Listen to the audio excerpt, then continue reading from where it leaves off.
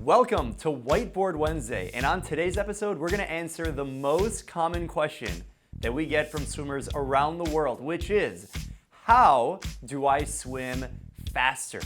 And we're going to answer it in this video. There's only two ways that you can swim faster. Either you decrease drag or you increase propulsion. There's only two ways. There's no other way. Everything that you could think of to swim faster falls under one of these two categories, and in this video, we're going to talk about them. Let's start with decreasing drag. What is drag? Drag is the resistance that your body feels in the water. Remember, water is 800 times more dense than air, so you really feel all of that resistance. So actually, the easiest way to swim faster is to decrease the thing that's slowing you down, which is drag. So how can you do that? How do we actually execute on this? Decreasing drag comes down to body position. And your body position is the way that your body sits, places, floats, if you will, in the water. And that's controlled by only two things.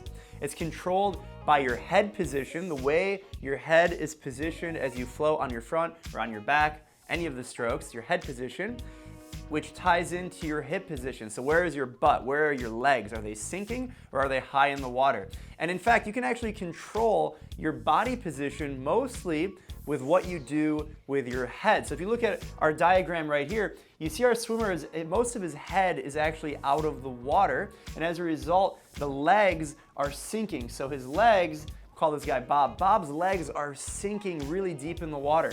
How can we fix that? By dropping the head so that the eyes are looking at the bottom of the pool. Only about 10 to 20% of the cap, the top of the head, should be out of the water. So let's redraw it and see what happens. So we're going to redraw the head, where only about 20% is above the water.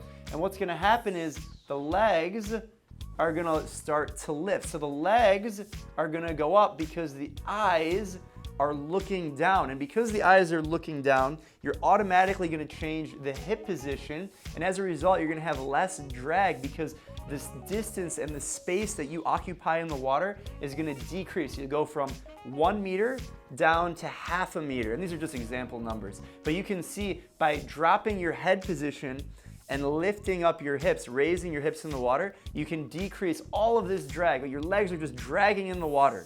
There's a lot of tools, pull buoy, different things you can do to improve that. But really, it's the easiest to just lower your head, lift up your hips, and that'll make you swim a lot faster. Second to that is rotation, right? So when your hand hits the water, extending and really getting a longer stroke and rotating with your hips and your shoulders. Rotation is a hip and shoulder function, and that rotation will allow you to get on your side and occupy less space, less volume, similar to this, on the lateral plane rather than the vertical, which is what we're talking about with head position, right? So rotation can actually decrease the drag because your body's gonna be narrower through the water, kind of like a speedboat, and you'll go a lot faster, right? Now, how do you decrease drag with your kick? Your kick, you might think, is propulsion. That's what's making you go faster.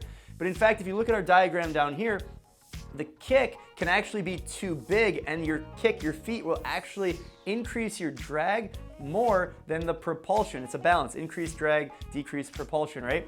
So you wanna have, rather than decreasing your propulsion, you wanna increase it, but just enough so that it's not making you slower. So if you look at Bob's legs right here, his legs are way, way too big, right? We wanna make his kick a lot smaller, like that, right? So we want his kick to occupy less space so that he's getting the benefit of propulsion, but the kick needs to be short and it needs to be fast, right? Now, how do you increase your propulsion rather than decreasing drag? Let's talk about it. So this is really talking about the catch, right? The catch is the way you're actually pulling water, right? Now, I could just say, go to the gym, go to the weight room, get stronger, swim a lot more. That will increase your strength, but that takes a lot of time. It's actually way easier to just decrease your drag, right? Focus on your head, rotation. Some of these things, you can have an immediate impact in how fast you're swimming because just by changing your head position, you're gonna change your body position. And remember, water is 800 times more dense than air.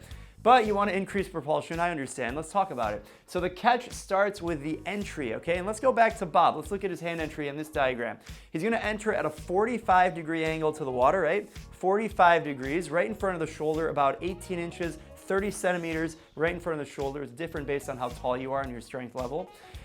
Step one is you need to extend, right? So if you look at this, hasn't initiated any pull, you want the arm directly at the level of the water, just a few centimeters underneath the water. Step 2 is to initiate the early vertical forearm, EVF. Early, that means the forearm right here is starting to engage with the water, and it's not just pulling with your hand, you're pulling with your forearm.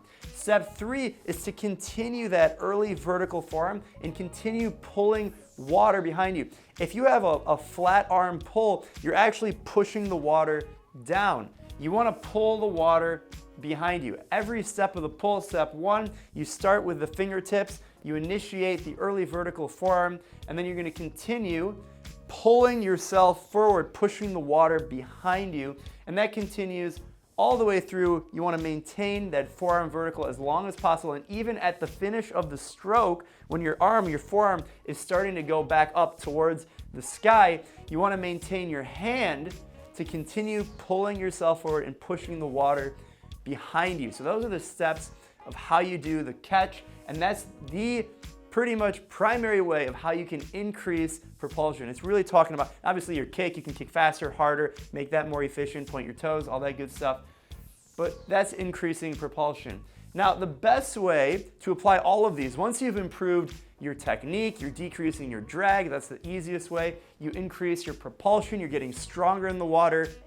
At the end of the day, if you want to swim faster, you have to train fast, right? It sounds easy, right? Easier said than done. But there's a common quote, if you want to swim faster, you have to train faster. You can't just expect to have perfect technique and get stronger and then you're going to swim faster. If you want to swim faster, you have to train faster. How do you train faster? It's a simple process. Add rest to whatever that you're doing. Give yourself more rest so that you can have shorter reps so that you swim faster with good technique. And actually, you know what? It's not good technique. It's great technique. You have to swim with great technique. If you don't swim with great technique all the time, especially when you're going fast, it's not gonna happen. So add rest, swim shorter repetitions, swim fast with great, outstanding technique, and then make sure you repeat that process on a consistent basis, and that is how you will swim faster. Finally, I want to add a point about silent swimming. You need to train with more than just your feel, multiple senses. Actually listen to the noise that you make when you swim, right? The easiest way to decrease drag when it comes to the way your hand enters the water, any other splash and inefficiencies you have, is to actually listen and use all of your senses to become more engaged with your total body in the water, right? It's not just listening to the noise that you make when you swim, but it's smelling the chlorine, right? Tasting it in your mouth. Don't drink it. Don't drink it. Tasting it in your mouth, right? Be aware of what is around you in your environment before you push off the wall. And most importantly, feel, right? So silent swimming is a combination of all the senses, starting with the ears, listening to the noise that you make, and you want to eliminate all the noise. A quiet swimmer is a fast swimmer. So that was Whiteboard Wednesday on how you can swim faster than ever before. There's only two ways, either decrease drag or increase propulsion. Decreasing drag is 10 times more efficient than anything you can do to increase your propulsion because it's something that you can do immediately and it starts with your body position. If you have any more questions, leave them in the comments. Make sure to follow us on all of our social media. That was Whiteboard Wednesday, how you can swim faster. Wishing you all the best and happy swimming. Bye.